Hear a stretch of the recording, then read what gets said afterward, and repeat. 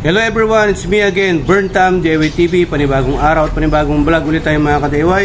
Meron ulit tayong ilalagay at kakabit dito sa Griffin 180 natin, syempre kay Black Mamba, spoiled na spoiled. Pero bago natin tuloy ang video, syempre shoutout muna natin, Andalus Vlog, paki-subscribe sa YouTube channel at paki-follow yung Facebook page niya. At syempre batiin din natin yung pinaka-admin natin sa main GC natin or main page natin, Euro Griffin Community PH, syempre Boss EI. At nagpapabati din sa Iloilo chapter, ayan, Iloilo chapter Griffin 180, si Boss Scott Lawrence Barrientos, Bon Casinillo, at syempre walang iba, Eddie Boy Yus Sala. Ayan, congratulations sa first AB ninyo, natuloy din ng mga taga Lilo. Okay, keep it up at sana dumami pa yung members nyo dyan sa Iloilo chapter ng Griffin 180. Be good and ride safe always. Salamat din pala sa bagong member na binigay mo sa akin, Boss Bon Casinillo. Okay? So, meron tayong ikakabit dito. Ayan, carbon gas tank cover. Papalitan natin yan para mas detalyado. Sa mga followers and subscribers natin, mga viewers natin, sinong may gusto? Diba? So, we have here parcel from Lazada. Sa mga nagtatanong, bakit si Black Mamba, si Boss Burntam, halos Shopee or Lazada? Ito po for your information, hindi po porke Lazada or Shopee or sa Temu or sa Alibaba or sa eBay ka po kumukuha ay puro China. Meron po kasi sa Pilipinas, sa Banawe or sa Bulacan, sa Isabela, sa Cavite na may mga store na kung saan meron din po silang store sa Lazada or sa Shopee. Hindi porke sa Lazada or sa Shopee ka kumukuha direct from China lahat. Hindi po.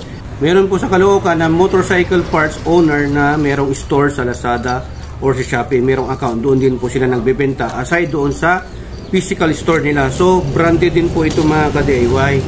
Okay, nasa paggamit mo na lang yan. So we have here a Race Boy brand. Yan, meron tayo kakabit.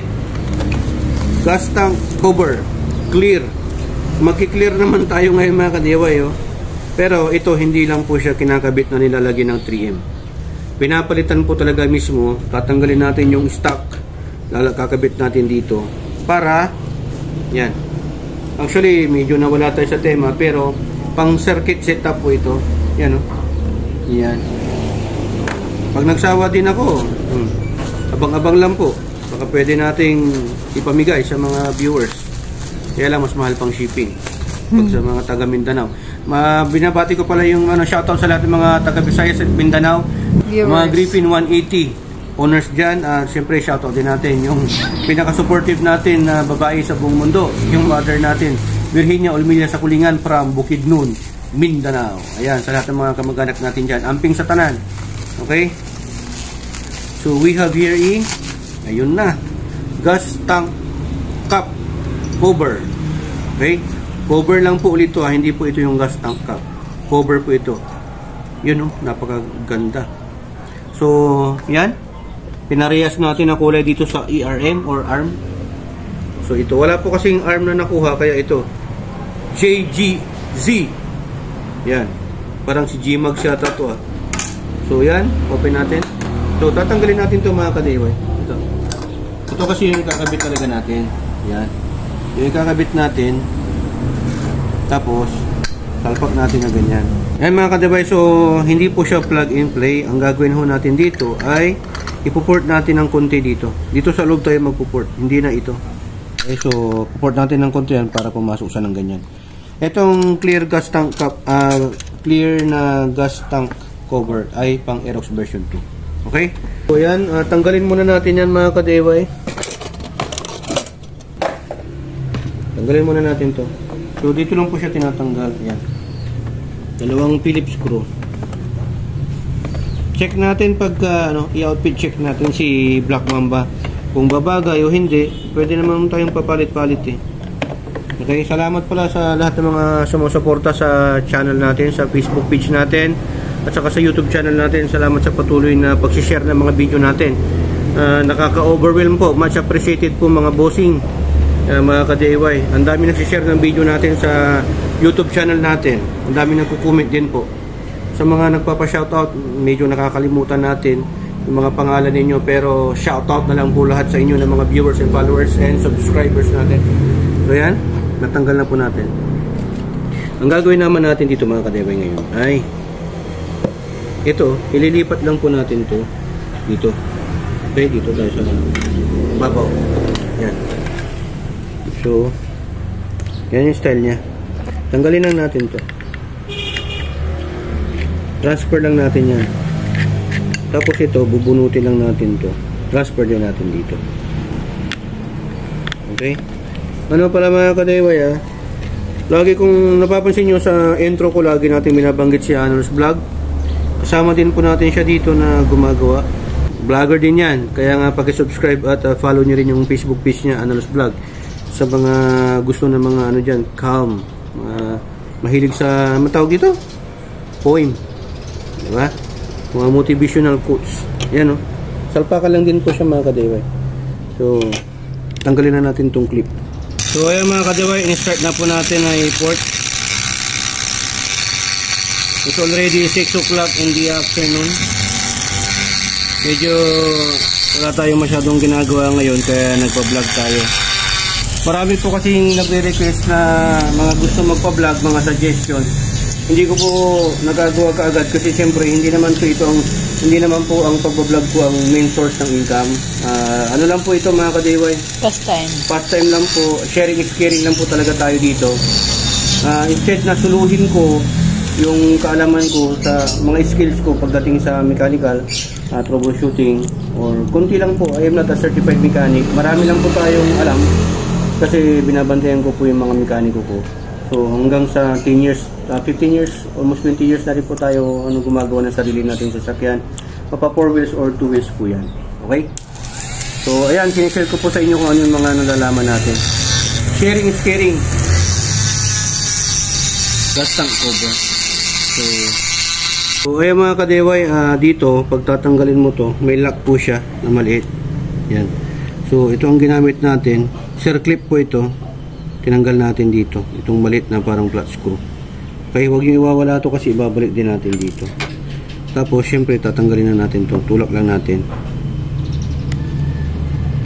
Tusukin natin yan. Yan. Yan, hugutin na po natin. Dahan-dahan lang para hindi masira pagka gusto mo ibalik uli yung stock. Yan. Hugutin na natin. So ganyan din po yung style niya mga kadeway. Yung paglalagay natin. Yan. Pasok mo lang. Plug and play naman to. Tama sa butas. Yan. Tapat mo. Problema lang na konti dito. Wala siya nung parang kanal. Yung ito. Yung pagpapasuka mo. Medyo hirap ka dito. Diskarte na lang. Lagay natin ng ganyan. Ito. Hindi ka mahirapan dito. Sim lang yan.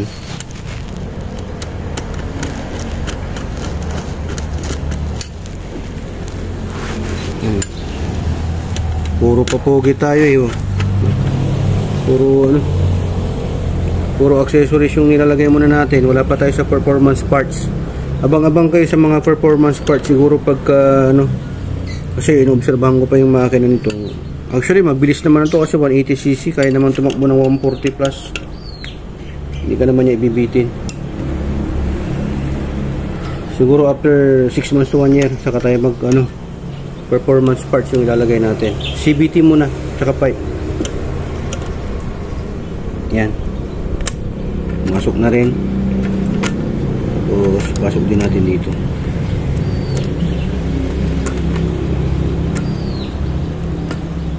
Yun, masok na. Tapos lagay natin yung clip.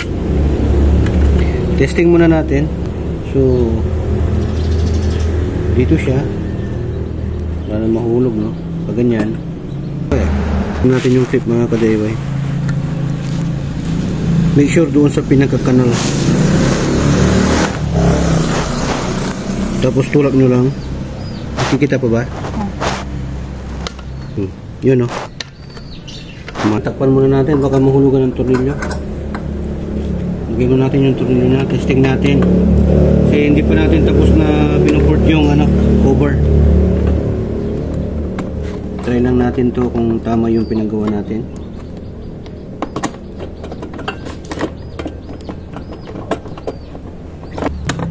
Yun. Tapos yun. Tama nga yung pinaglagay natin mga kadiway. So ganyan yung style niya.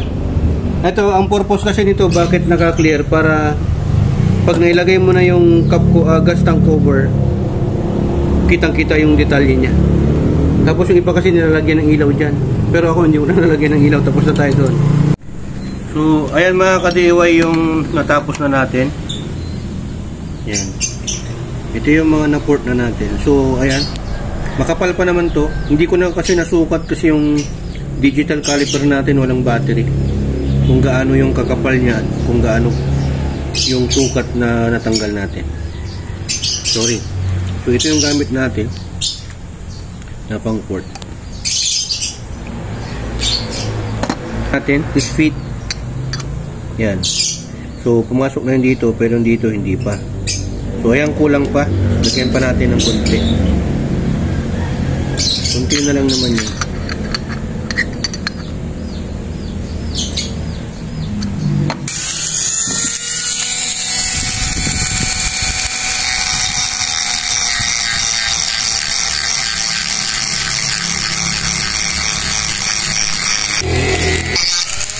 So ayan, mag-gloves kayo pagka gumagawa kayo ng ganito, nag-support, kasi mamaya dumulas, matusok yung masugat yung daliri ninyo.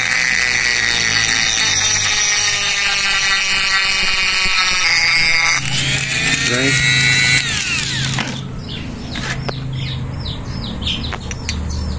Yun.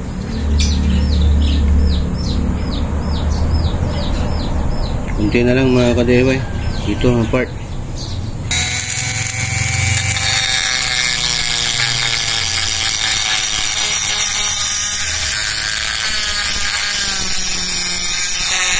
Matibay din talaga ang alloy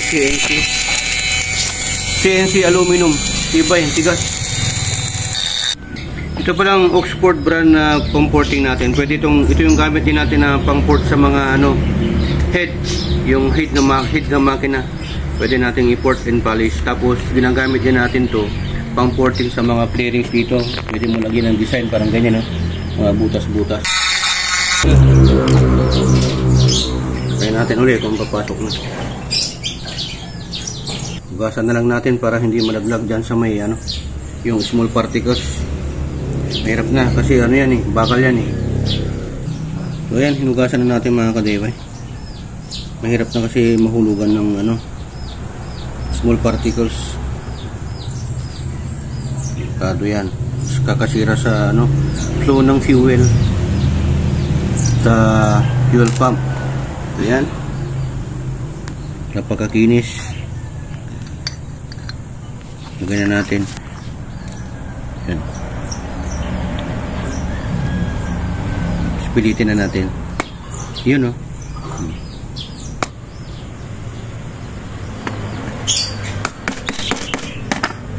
Yun. Medyo okay na mga ka-DIY. Testing natin. Testing.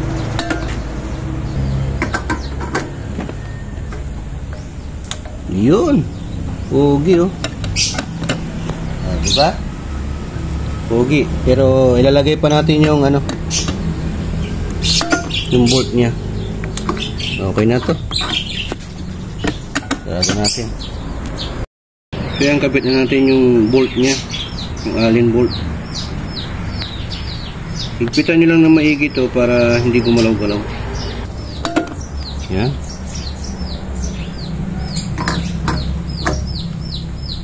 Yun diba? Kabit natin. Lagay natin dito.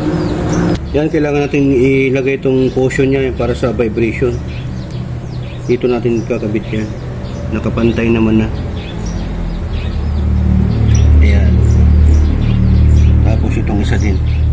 May kasama na ito mga ka-DIY. Kung hindi siya makapit, palitan nyo lang ng 3M. Ayan. Para dito yan para hindi siya mag plastic to plastic. Meron siyang vibration Yan oh. Wala na yung maingay, di ba? Napakaganda. Ang ano lang to, disadvantage niya, gumihin yung itong ano, kasi puti clear. Kaya dapat malinis hanggang loob. Lagi mong lilinisan yan. Ito. Yan. Yung sticker. Lagyan na rin natin itong sticker ng PRM. Yan, pogi. So yan mga ka-DIY, kung nagustuhan nyo itong video natin, share nyo to para makatulong sa iba, para makapagbigay ng idea. At syempre, follow nyo yung Facebook page natin. At doon sa YouTube channel natin, paki-subscribe na rin po. At syempre, share nyo rin itong mga video natin para makatulong sa iba. So yan mga ka-DIY, lalagay ko na lang po sa description below yung link kung saan store ko binili. So yan, ikutan mo yung bagong kabit natin.